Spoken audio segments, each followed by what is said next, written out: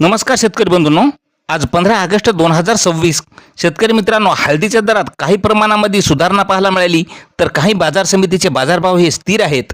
मग कोणत्या बाजार समितीचे भाव वाढलेले आहेत आणि कोणत्या बाजार समितीचे स्थिर आहेत पहा चॅनलच्या माध्यमातून। पण मित्रांनो, अजून चॅनलला सबस्क्राइब केलं नसतं सबस्क्राइब करा, कारण दररोजचे असेच बाजारभावाचे व्हिडिओ आपल्याला पाहायला मिळतील। पहिली बाजार समिती आहे मुंबई।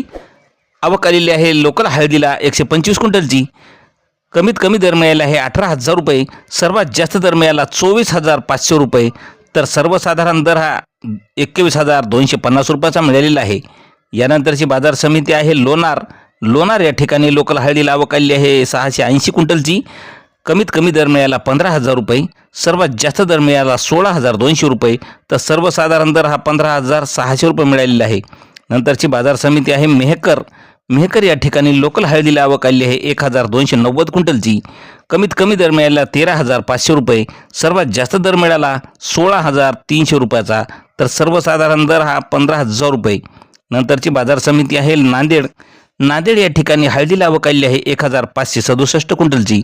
कमीत कमी दर मिळाला 13,000 रुपये, सर्वात जास्त दर मिळाला 17,685 रुपये, तर सर्वसाधारण दर मिळाला 16,500 रुपयाचा। नंतरची बाजार समिती आहे मित्रांनो हिंगोली या ठिकाणी आवक आलेली आहे 1,801 क्विंटलची। कमीत कमी दर मिळाला हिंगोलीला हळदीला 13,940 रुपये, सर्वात जास्त दर मिळाला 16,090 रुपये, तर सर्वसाधारण दर हा 15,015 रुपयाचा मिळालेला आहे। नंतरची बाजार समिती मित्रांनो मालेगाव वाशिम। आवक आलेली आहे हळदीला 70 क्विंटलची। कमीत कमी दर मिळाला 14,000, सर्वात जास्त दर मिळाला 17,000 रुपये, तर सर्वसाधारण दर 15,500 रुपयाचा मिळालेला आहे।